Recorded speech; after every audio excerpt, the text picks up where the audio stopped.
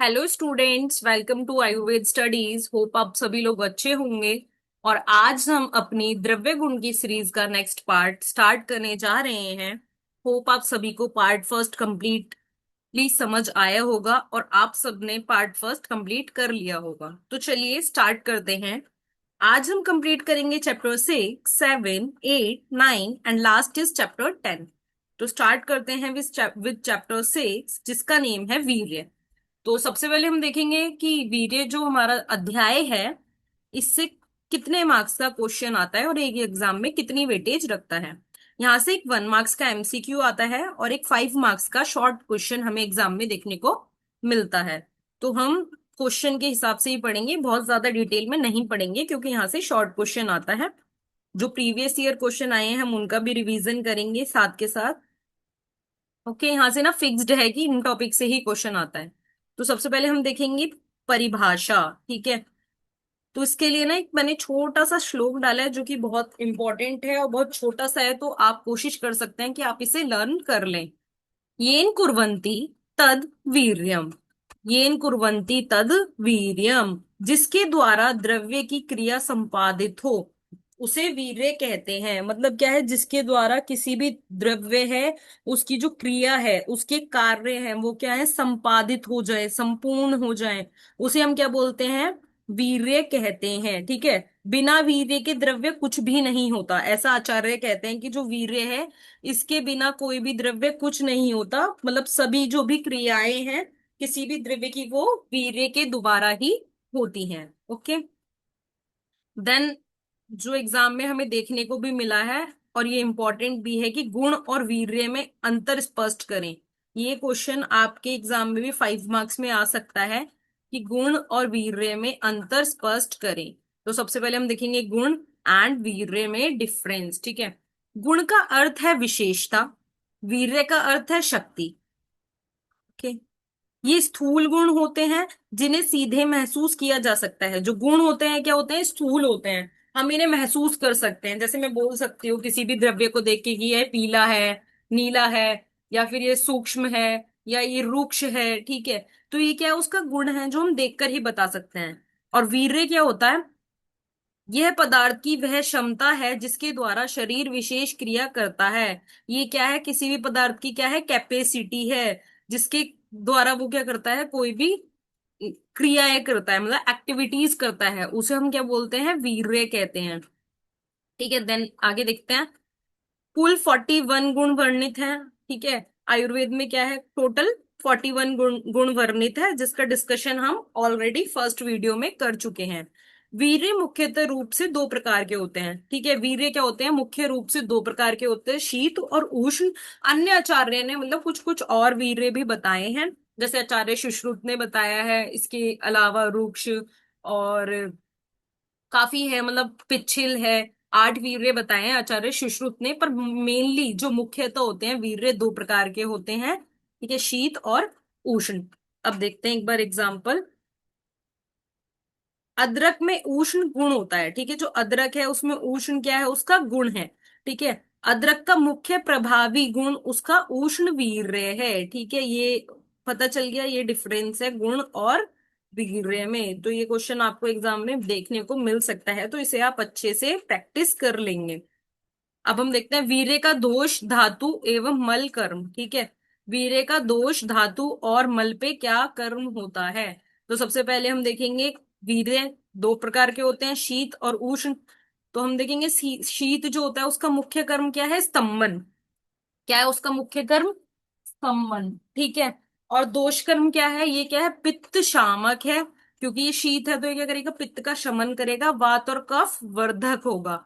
और धातु कर्म क्या है, जीवन एंड स्तंभन। और मल कर्म क्या है, जो शीत होता है ये मूत्रल होता है और स्वेद उपनयन होता है, मतलब स्वेद क्या है, स्वेद को रोक देता है। एंड देन आते हैं उष्ण।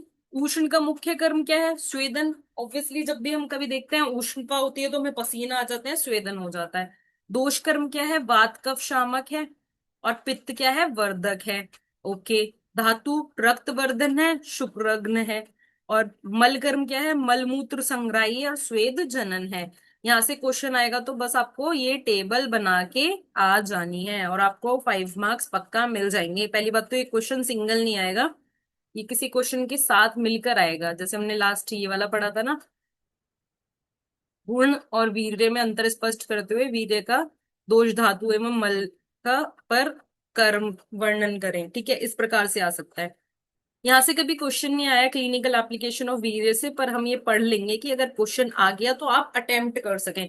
बेसिकली क्या है, अगर कोई भी क्वेश्चन आता है तो आपको छोड़ना नहीं है, जो भी आपको आता है उससे रिलेटेड, उस टॉपिक से रिलेटेड तो आपको अपने एग्जाम में लिख कर आना है।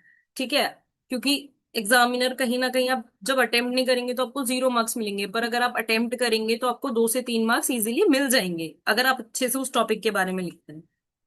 The determination of a drug's primary therapeutic action and its effect on body's doshas। ठीक है, जो वीर्य है ये क्या करता है, डिटरमाइन करता है किसी भी ड्रग के प्राइमरी एक्शन को और उसका क्या इफेक्ट होता है हमारी बॉडी में। जो भी त्रिदोष है, वात पित्त एंड कफ, ये क्या है, वीर्य बताता है, डिटरमाइन करता है।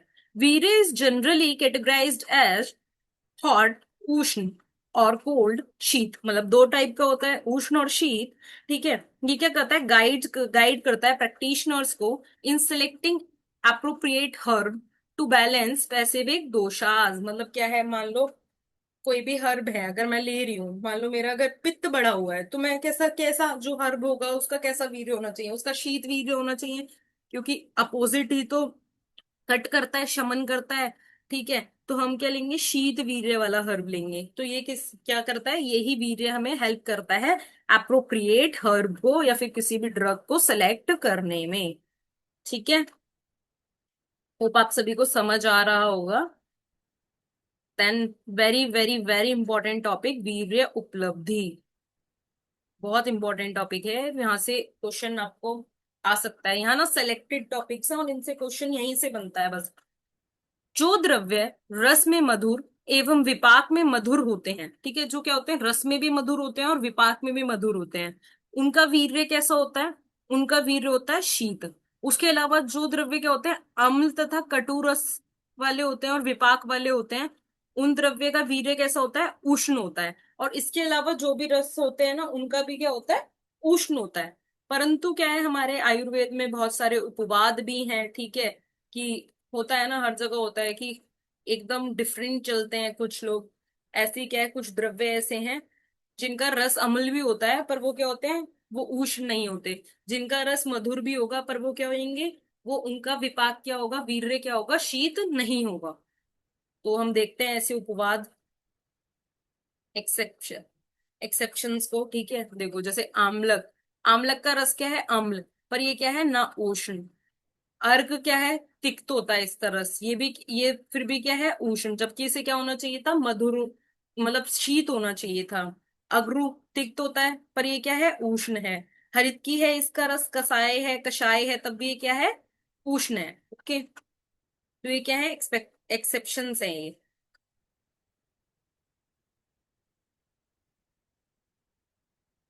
वीर्य की उपलब्धि द्रव्य के शरीर में उपस्थित, मतलब क्या होता है, वीर्य की उपलब्धि कैसे होती है, या तो ज्ञान, ठीक है, द्रव्य में, द्रव्य के शरीर में उपस्थित होगा तो अधिवास, एवं जीवा या त्वचा के साथ संपर्क होने पे होती है तो हम उसे क्या बोलते हैं, निपात के कारण होती है। किसी भी वीर्य की उपलब्धि, किसी भी वीर्य का ज्ञान कैसे होता है, मुख्यतः 3 प्रकार से होता है, ये भी हम आगे देखेंगे।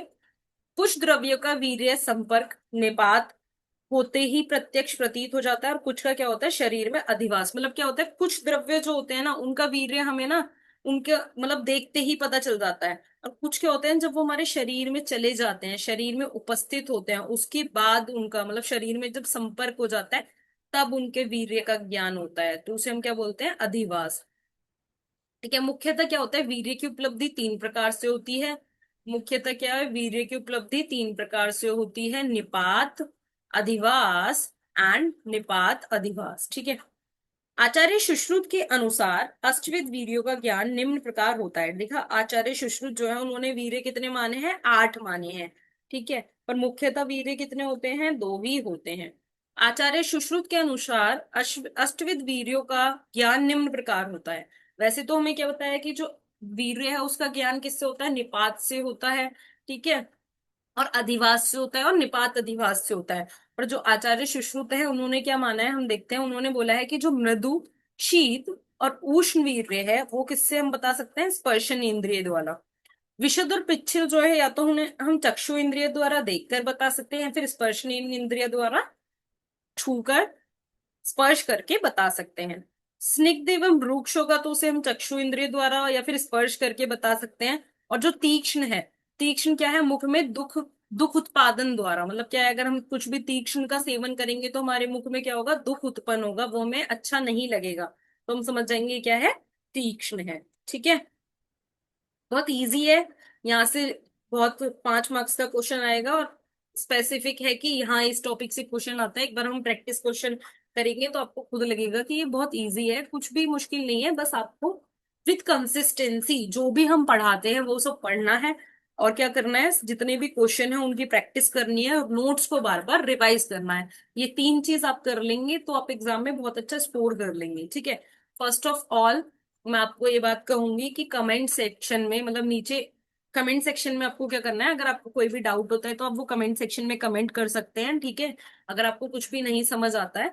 और इसके अलावा नीचे डिस्क्रिप्शन में एक लिंक दी गई है, वहां से हमारी ऐप को डाउनलोड कीजिए, क्योंकि हमारी ऐप पर ये सारे नोट्स अवेलेबल हैं और जो भी प्रैक्टिस क्वेश्चंस हैं वो भी अवेलेबल हैं। तो इससे क्या होगा, आपको इजी हो जाएगा पढ़ने में। ठीक है, तो चलिए एक बार प्रैक्टिस करते हैं कुछ क्वेश्चंस की। यहाँ ना द्रव्य नहीं है, यहाँ पे है वीर्य। वीर्य की मुख्यतः संख्या मानी गई है कितनी, 2। ठीक है, येन कुर्वन्ति, क्या है इसका, येन कुर्वन्ति क्रिया ना वीर्य येन तद्वीर्यम। इसका आंसर आप कमेंट बॉक्स में देंगे ताकि मुझे पता भी चले कि आप वीडियो कंप्लीट भी कर रहे हैं या फिर नहीं। ठीक है, आगे बढ़ते हैं।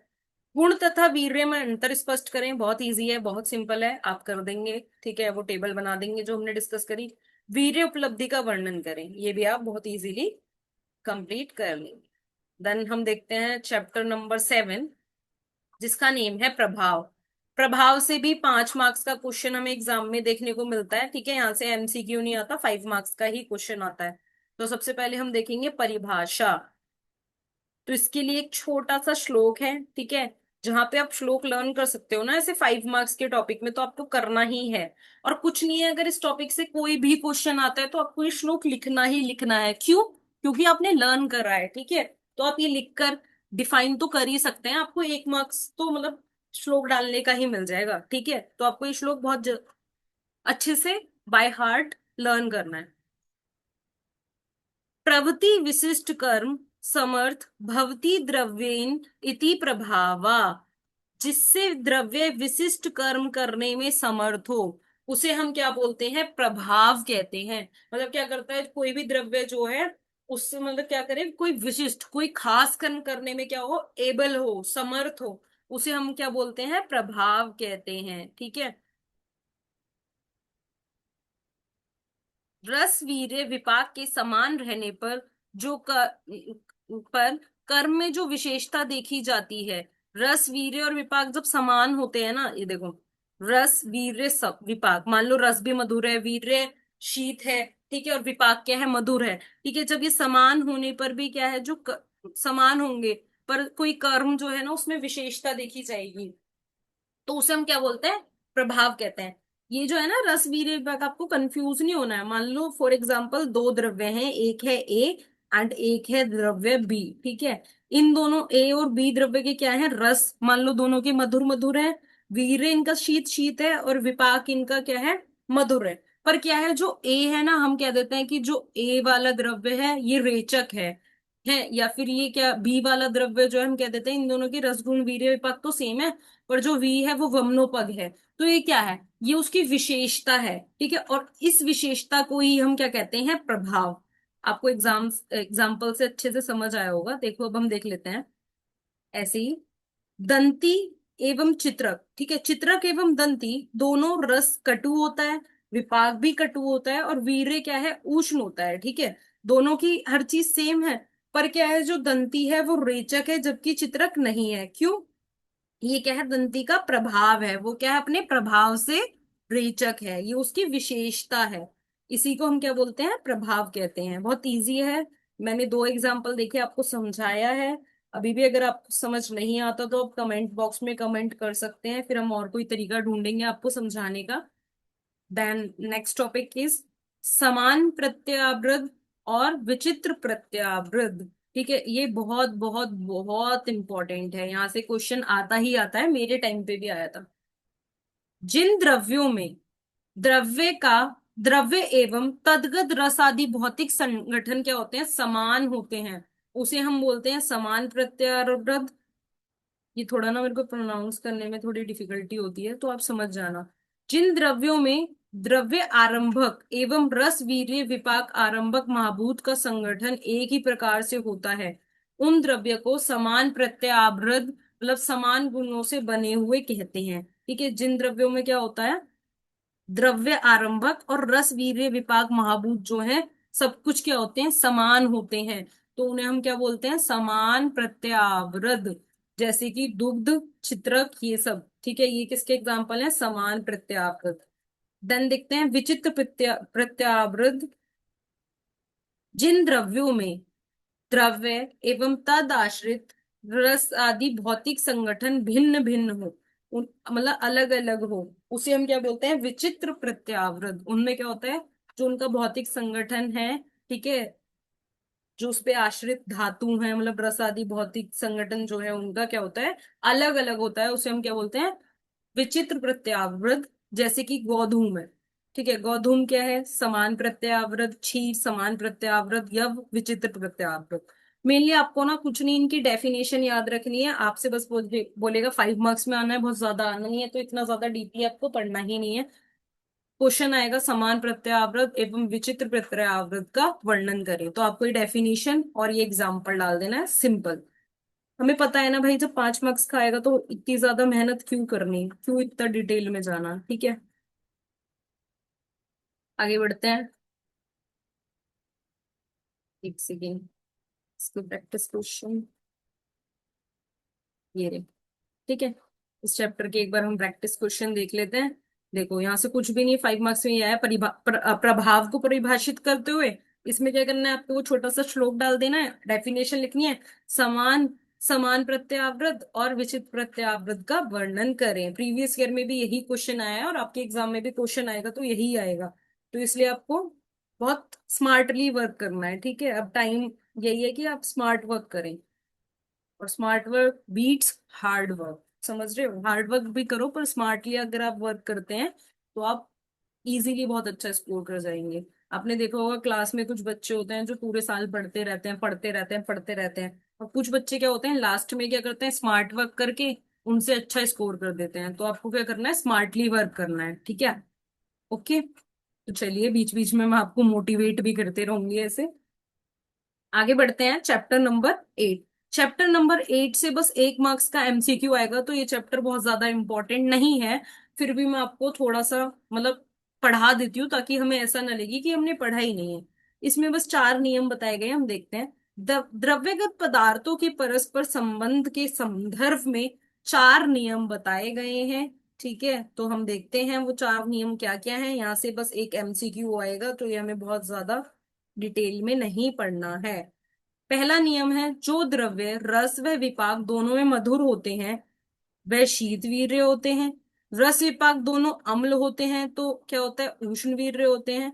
और जिनका रस और विपाक दोनों कटु होते हैं वो भी क्या होते हैं, उष्णवीर्य होते हैं। सिंपल, मतलब क्या है, मान लो कोई भी द्रव्य है, अगर उनका रस और विपाक दोनों मधुर है तो उसका वीर्य पक्का शीत होगा ही होगा। अगर कोई द्रव्य अम्ल है और तो उसका वीर्य क्या होगा, उष्ण होगा। अगर कोई द्रव्य है जिसका रस और विपाक कटु है तो उसका वीर्य क्या होगा, उष्ण होगा। ये था हमारा फर्स्ट रूल।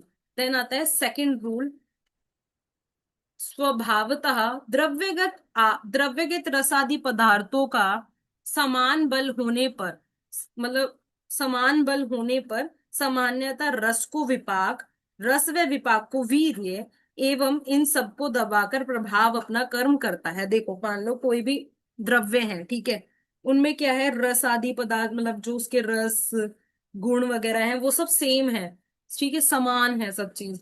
तो उसमें क्या होगा, देखो मान लो रस है, ठीक है, रस से सुपीरियर क्या होता है, विपाक, मैं ऐसे बता देती हूँ।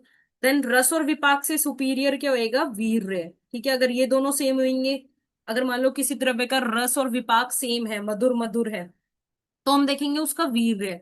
और अगर किन्हीं दो द्रव्य के रस, वीर्य, विपाक सब सेम है, तो वो क्या है, अपने प्रभाव से काम करता है। ठीक है, फिर हम देखेंगे उसका प्रभाव से काम करता है। जैसे पिपली है, ठीक है, ठीक है, पिपली में कटु रस को दबाकर मधुर विपाक वृश्य कर्म करता है।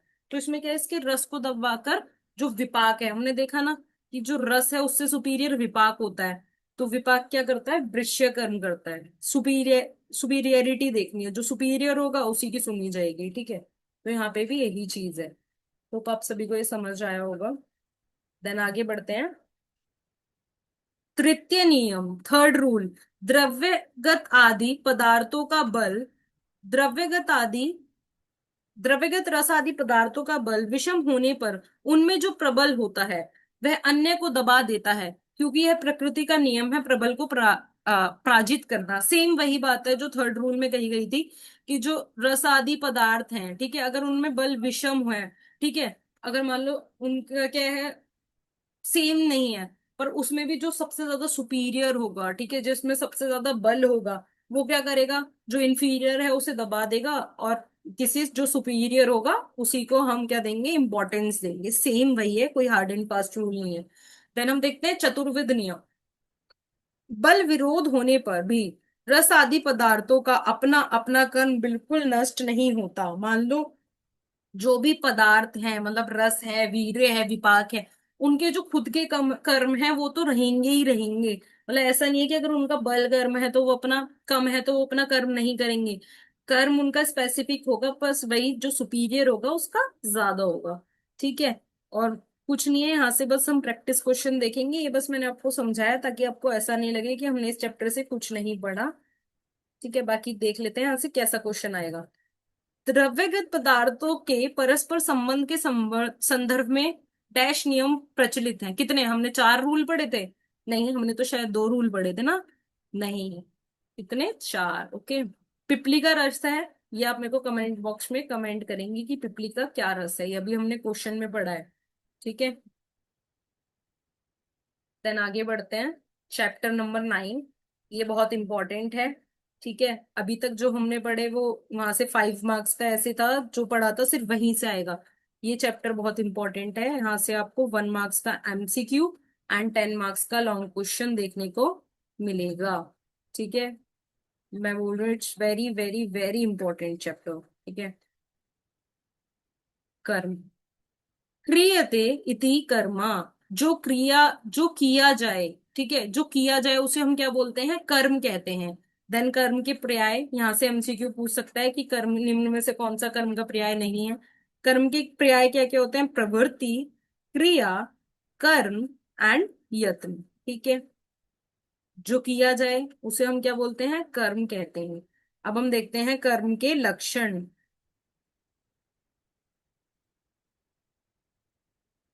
संयोगे चा विभागे चा कारणम द्रव्य आश्रितम कृत्वस्य क्रिया कर्म कर्मण्याद उपेक्षते। ठीक है, उपेक्षते, कर्म कर मतलब ये क्या है, देखो, जो एक ही साथ संयोग विभाग में, ठीक है, कारण हो, जो क्या है, संयोग में भी और विभाग में भी एक साथ कारण हो, द्रव्य में आश्रित हो, ठीक है, उसे हम क्या बोलते हैं, कर्म कहते हैं। कर्तव्य की क्रिया को कर्म कहते हैं। यह कर्म संयोग विभाग में किसी अन्य कारण की उपेक्षा नहीं करता है। ठीक है, ये क्या है, कर्म के लक्षण। तो इसके लिए आप ये वाला श्लोक जो है, संयोगे च विभागे च कारणम द्रव्य आश्रितम कर्तव्यस्य क्रिया कर्म कर्म अन्याय उपेक्षते, ठीक है, ये आपको क्या करना है, याद करना है। बहुत सिंपल सा श्लोक है। ठीक है, यहाँ से एमसीक्यू भी मिल सकता है आपको ना, इस श्लोक में डैश दे देगा, वो आपको फिलअप करना होगा। ठीक है, तो हमने देख लिया कर्म के लक्षण। देन आगे बढ़ते हैं। अब क्या है, यहाँ से क्वेश्चन आता है हमें ना, 19 प्रकार के कर्म का वर्णन करा गया है, तो यहाँ से ना सिंगल 10 मार्क्स में क्वेश्चन नहीं आएगा। उसमें ही आपको ना दो दो पॉइंट पूछ लेंगे कि कर्म को परिभाषित करते हुए, कर्म के लक्षण का वर्णन करते हुए दीपन एंड पाचन कर्म का वर्णन करें। ठीक है, तो सबसे पहले हम देखते हैं दीपन कर्म। ठीक है, तो आपको पता होना चाहिए अगर कोई भी कर्म आता है उसके बारे में। जो द्रव्य जठर अग्नि को प्रदीप्त करते करें उसे दीपन कर्म कहते हैं। क्या करते हैं? जो जठराग्नि को बढ़ाते हैं, प्रदीप्त करते हैं, उन्हें हम क्या बोलते हैं? दीपन, एपिटाइजर्स। ठीक है। आचार्य शार्ंगधर ने क्या बोला है? जो द्रव्य आम का पाचन ना करे किंतु क्या करे? अग्नि को प्रदीप्त करे, उसे हम दीपन कहते हैं। ठीक है। और ये क्या होते हैं? ये द्रव्य जो होते हैं ये स्वभाव से आग्नेय होते हैं। रस इनका कैसा होता है? कटु अम्ल लवण। ठीक है। इनका रस कैसा होता है? कटु अम्ल लवण। गुण होता है तीक्ष्ण उष्ण लघु। और वीर्य उष्ण होता है। दीपन द्रव्य निम्नांकित प्रकार से कार्य करते हैं। मुख्यगत ये क्या करते हैं? नाड़ियों के उत्तेजन के द्वारा क्षुधा रस को बढ़ाकर क्या करते हैं? मतलब क्षुधा रस जब है, जब वो बढ़ जाएगा तो हमें भूख अधिक लगेगी, जिससे क्या है? भोजन में रुचि उत्पन्न होगी। ठीक है। तो इसके लिए एग्जाम्पल क्या है? अगर हम रुचिकर भोजन खाएंगे तो हमारा क्षुधारस बढ़ेगा, और जिससे हमें क्या है? भूख ज्यादा लगेगी, अग्नि भी क्या होगी? प्रदीप्त होगी। प्राणदा नारी के स्त्रावक सूत्रों को उत्तेजित करते हैं।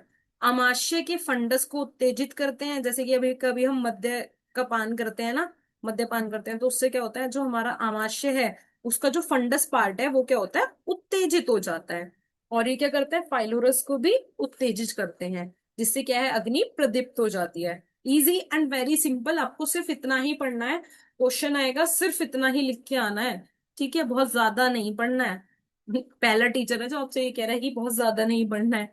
ठीक है। इतना पढ़ना है कि जितना आपका काम हो जाए। षडांगधर के अनुसार जो द्रव्य आम का पाचन करते हैं किंतु अग्निवर्धक ना करें, मतलब अग्नि को प्रदीप्त ना करें, उसे हम क्या बोलते हैं? पाचन। जैसे कि नाग केसर। तो ये आपको एमसीक्यू में पूछ सकता है कि नाग केसर किसका एग्जाम्पल है? ठीक है। पाचन का, दीपन का, रेचन का, वमन का। तो आपको किस पे टिक करना है? पाचन का। पाचन द्रव्य आमाशयिक रस का स्राव बढ़ाकर पाचन करते हैं, परंतु अग्नि दीपन नहीं करते। सेम बात बोली गई है। अतः इनका प्रयोग वहां करते हैं जहां भूख तो लगती है परंतु आहार का पाचन नहीं होता। ठीक है। क्या होता है? आहार का जब पाचन नहीं होता तो हम कौन से द्रव्य का प्रयोग करते हैं? पाचन द्रव्य का। ओके। ये द्रव्य कैसे होते हैं? ये द्रव्य भी क्या होते हैं? स्वभाव में आग्नेय होते हैं। और एक बार हम इन द्रव्यों का गुण देख लेते हैं। मतलब ये वही है कि स्वभाव में क्या होते हैं? आग्नेय होते हैं। और इनके एग्जाम्पल क्या है? दशमूल, चित्रक और हरिद्रा आदि गण जो है ये सब किस में आते हैं? पाचन द्रव्य में। देन हम देखते हैं संशोधन। जो द्रव्य शरीर के मल संचय को ऊर्ध्व या अधो मार्ग से बाहर निकालते हैं, मतलब ऐसे द्रव्य जो क्या है? जो हमारे शरीर में मल है उसको या तो ऊर्ध्व मार्ग से या फिर अधो मार्ग से बाहर निकाल देंगे, उन्हें हम बोलते हैं संशोधन। ये कैसे होते हैं? 5 प्रकार के होते हैं। निरु, वमन, विरेचन, शिरो विरेचन और रक्त मोक्षण। 5 प्रकार के संशोधन द्रव्य होते हैं। संशोधन द्रव्य जो होते हैं पृथ्वी, जल, वायु व अग्नि महाभूत प्रधान होते हैं। ये द्रव्य कैसे होते हैं? उष्ण, तीक्ष्ण, सूक्ष्म, व्यवायी, विकासी गुण वाले होते हैं। ठीक है। हमें बस यही याद रखना है। ठीक है। देन हम देखते हैं संशमन। जो द्रव्य ना तो दोषों का शोधन करते हैं, ठीक है, ना सम दोषों का प्रकोप करते हैं, केवल क्या करते हैं? जो विषम दोष है उन्हें सम करते हैं और उन्हें शांत कर देते हैं, उन्हें हम क्या बोलते हैं? संशमन। ये 5-7 प्रकार के होते हैं। ठीक है। यहां से हमसे क्यों आ सकता है कि संशमन द्रव्य कितने प्रकार के होते हैं? तो आपको करना है 7 प्रकार के। पाचन, दीपन, भूख, प्यास, व्यायाम, धूप और वायु। ठीक है। पाचन, दीपन, भूख, प्यास, व्यायाम और वायु। देन हम देखते हैं अनुलोमन। जो द्रव्य मलों को पकाकर वह उनके बंध को तोड़कर नीचे के मार्ग से, क्या है? नीचे के मार्ग से मतलब अधो मार्ग से क्या करते हैं? बाहर निकाल देते हैं, उसे हम अनुलोमन कहते हैं। जैसे हरित की आंत की सामान्य गति में थोड़ी वृद्धि करते हैं और मल बंध को तोड़ के उन्हें ढीला करके क्या करते हैं? अधो मार्ग से नीचे के मार्ग से बाहर निकाल देते हैं, उन्हें हम बोलते हैं अनुलोमन द्रव्य। देन आता है स्त्रंशन। जो द्रव्य कोष्ठ में श्लिष्ट, मतलब कोष्ठ में जो चिपके हुए पकाने योग्य मल को बिना पकाए क्या करते हैं? जो आम मतलब कच्चा मल होता है उसे क्या करते हैं? अधो मार्ग से बाहर निकाल देते हैं। ठीक है। आपको मेनली क्या रखना है? वो कि जो अपक्व मल को, जो द्रव्य क्या है? अपक्व मल को अधो मार्ग से बाहर निकाल देते हैं, उसे हम क्या बोलते हैं? स्त्रंशन कहते हैं। ये क्या होता है, आरकबद, और इन्हें ही हम विरेचन भी कहते हैं, विरेचन भी कहते हैं, ठीक है। और ये क्या होता है, जल और पृथ्वी महाभूत प्रधान होते हैं। आपको ये टू द पॉइंट ना पूरा याद रखना है, और क्वेश्चन आएगा तो सेम यही लिख कर आ जाना है, ठीक है। ऐसा ही क्वेश्चन आता है यहाँ से। देन आता है भेदन। जो द्रव्य ढीले अथवा बंधे हुए, ठीक है, या तो ढीले अथवा बंधे हुए अथवा वात आदि दोषों द्वारा पीड़ित मल को तोड़ फोड़ कर नीचे गिरा देते हैं, उसे भेदन करते हैं। क्या करते हैं, ये बेसिकली भेदन से हम समझ रहे हैं कि वो उसे भेद रहे हैं, तोड़ रहे हैं, फोड़ रहे हैं, ठीक है। मतलब वात से, जो वात आदि दोषों के प्रकोप से ऑब्वियसली वो मल कैसा हो गया होगा, टाइट होगा, ठीक है। तो उसे हम क्या करते हैं, ढीला करके, भेद कर, छोटे छोटे पीसीज में कन्वर्ट करके क्या है, नीचे गिरा देते हैं, अधोमार्ग से बाहर निकाल देते हैं, उसे हम बोलते हैं भेदन। इसका एग्जाम्पल है कुटकी। आपको सबका एग्जाम्पल जरूर लर्न करना है, यहाँ से एमसीक्यू बन सकता है। देन आता है रेचन। जो द्रव्य मलों को पकाकर अथवा बिना पकाए द्रव करके, या तो अपक्व भी हो सकता है, पक्व भी हो सकता है, पर कैसा होगा, द्रव होगा, ठीक है, बाहर निकाल देते हैं, उसे हम रेचन कहते हैं। जैसे कि त्रिवृत। इस द्रव्य में पृथ्वी और जल महाभूत की प्रधानता होती है, तथा ये कैसे होते हैं, उष्ण होते हैं, तीक्ष्ण होते हैं, सूक्ष्म होते हैं, विकासी होते हैं, ठीक है। और विरेचन द्रव्य कितने प्रकार के होते हैं, मतलब जो रेचन द्रव्य हैं वो 3 प्रकार के होते हैं। देखते हैं कौन कौन से होते हैं। सूक्ष्म विरेचन, सॉरी, सुख विरेचन, मृदु विरेचन एंड तीक्ष्ण विरेचन। ये क्वेश्चन मेरे थर्ड ईयर के एग्जाम में भी आया था, और सोचो, मतलब ये ना बहुत इंपॉर्टेंट है, विरेचन आपका साथ नहीं छोड़ता है फाइनल ईयर तक भी, ठीक है। सुख विरेचन में जैसे त्रिवृत सर्वश्रेष्ठ है, मृदु में अमलतास सर्वश्रेष्ठ है, और तीक्ष्ण में सुनुही क्षीर सर्वश्रेष्ठ है, ठीक है। ये आपको याद रखना है। देन आता है छेदन। जो द्रव्य चिपके हुए कफ आदि दोषों को क्या करते हैं, बलपूर्वक, जो क्या करते हैं, जो श्लिष्ट हैं कफ आदि दोष, उसको बलपूर्वक उखाड़ के, ठीक है, उखाड़ के शरीर से बाहर निकालते हैं, उसे हम क्या बोलते हैं, छेदन कहते हैं।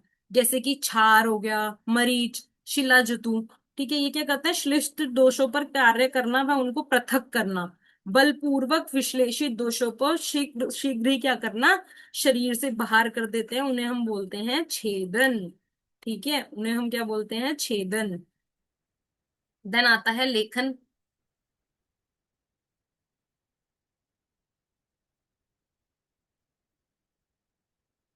ओके।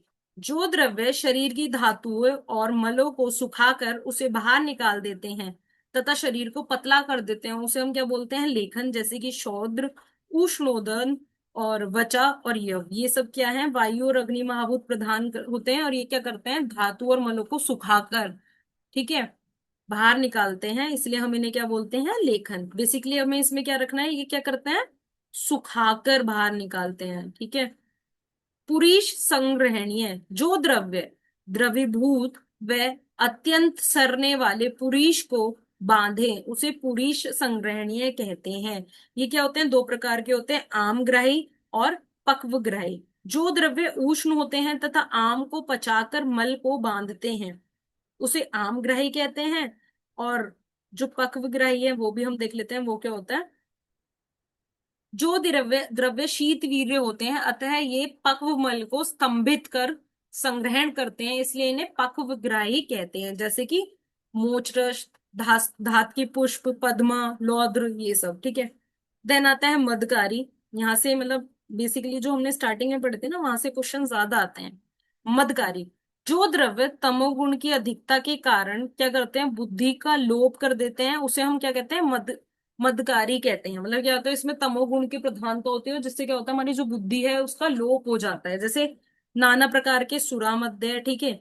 ये द्रव्य क्या होते हैं, अग्निवायु प्रधान होते हैं, रसात्मक होते हैं, तीक्ष्ण होते हैं, लघु होते हैं, उष्ण होते हैं, अम्ल होते हैं, व्यवाही होते हैं, सूक्ष्म होते हैं, आशु होते हैं, रुक्ष होते हैं, विकासी होते हैं, विशद होते हैं। मतलब जो भी मध्य के 10 गुण होते हैं वो सारे गुण इन द्रव्य में देखने को मिलते हैं, ठीक है। जैसे कि इसका एग्जाम्पल है अहिफेन, भंगा, ठीक है, सूरा आदि।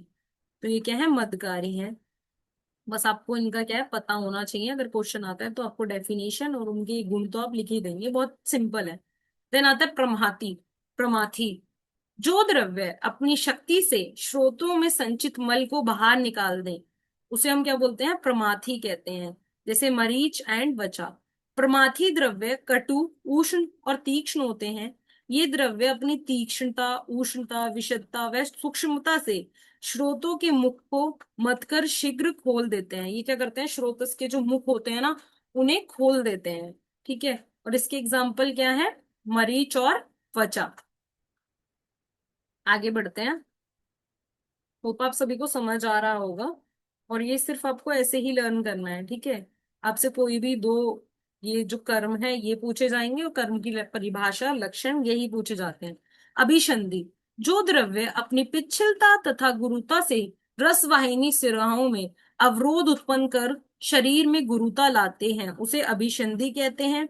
इसका एग्जाम्पल है दधी। ये हमें पता है, जो हमारी दही होती है वो क्या होती है, अभिसंधि होती है।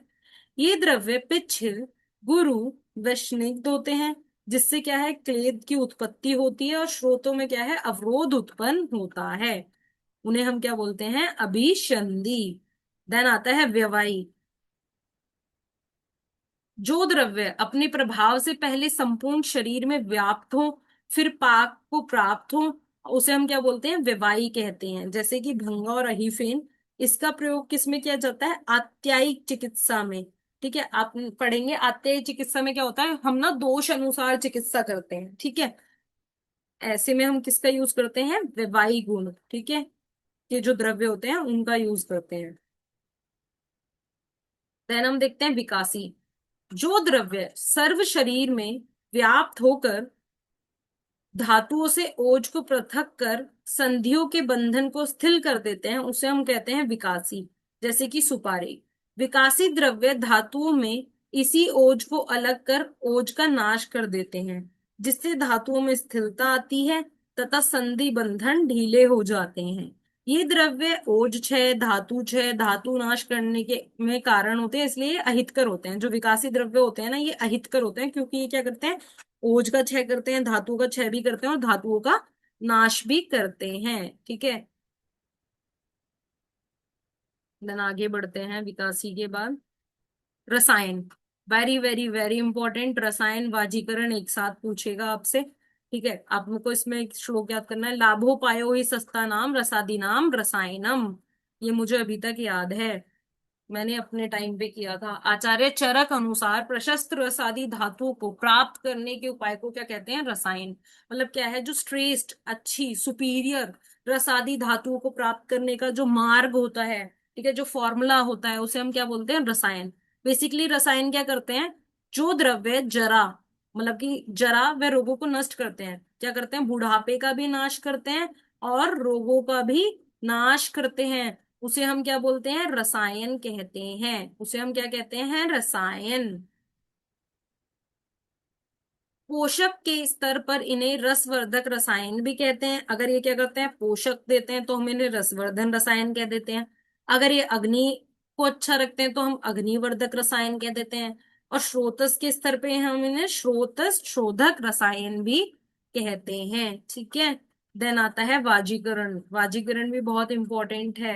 ठीक है, रसायन और वाजीकरण दोनों एक साथ पूछे जाएंगे तो चलो देखते हैं। जिस द्रव्य के सेवन से स्त्री से सहवास में अधिक हर्ष की प्राप्ति हो उसे वाजीकरण कहते हैं। ठीक है, आप समझ जाएंगे। जैसे कि इसका एग्जाम्पल है नागबला और कपिकच्छु। आचार्य चरक अनुसार क्या है, जिस आहार, औषध और वीर्य, ऐसे आहार, औषध और वीर्य जिसके द्वारा क्या है, मनुष्य में घोड़े के समान मैथुन करने का सामर्थ्य उत्पन्न होता है, वह जिसके द्वारा वह अधिक मैथुन कर सके। ठीक है, ऐसी औषध को क्या बोलते हैं, हम वाजीकरण कहते हैं। ठीक है, वाजीकरण चार प्रकार के होते हैं। जो वाजीकरण द्रव्य होते हैं मेनली चार पार्ट में डिवाइड होते हैं। शुक्र जनन, जो क्या करते हैं, शुक्र को जनन करते हैं। शुक्र रेचनीय, शुक्र जनन रेचनीय और शुक्र स्तंभने। ठीक है, देन आता है मेद्य। It's very very very important. जो मेद्य होते हैं ये हमें बचपन से ही अगर हम किसी बच्चे को देते हैं तो उसकी मेधा की, उसकी वृद्धि, बुद्धि की क्या होती है, वृद्धि होती है। मेद्य, मेधा को बढ़ाने वाले द्रव्य को मेद्य कहते हैं। यह कर्म नाड़ी संस्थान में संबंध माना गया है। ठीक है, अतः मेद्य औषधियों को मस्तिष्क बल्य भी कहते हैं। जैसे कि अगर करते हैं हम, जो 10 साल तक के बच्चे होते हैं ना, उन्हें बचपन से ही अगर हम शंख पुष्पी देते हैं ना, ठीक है, 10 से 12 साल तक, तो क्या होता है उस बच्चे की ना मेधा की क्या होती है, वृद्धि होती है, और उसके बाद हम उन्हें सारस्वत अरिष्ट दे सकते हैं, ठीक है। तो उनकी क्या है, मेधा की वृद्धि होती है। तो इसके एग्जाम्पल है मंडूकपर्णी, शंख पुष्पी और यष्टि मधु। आप भी क्या कर सकते हैं, अगर आपके घर में कोई छोटा बच्चा है तो उससे बोलें कि शंख पुष्पी का सेवन करें, या उसे शंख पुष्पी का सेवन कराएं, क्योंकि आप आयुर्वेद के स्टूडेंट हैं। तो शुरुआत आपको अपने घर से ही करनी होगी। संयोगे च विभागे च कारणम द्रव्य आश्रितम डैश कहा गया है। किसके लिए कहा गया है, विशेष के लिए नहीं, कर्म के लिए। लाभोपायो ही सस्ता रसादीनाम रसायनम।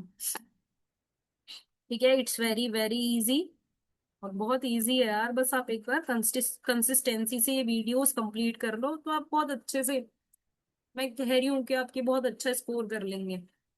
तो देखिए 10 मार्क्स में कैसे क्वेश्चन आए हैं। कर्म को परिभाषित करते हुए कर्म के लक्षण तथा छेदन भेदन कर्म का वर्णन करें। इजी, परिभाषित भी कर देंगे आप, छोटा वाला श्लोक, फिर यहाँ थोड़ा सा बड़ा वाला श्लोक, ठीक है, और छेदन भेदन एक्सप्लेन करना है।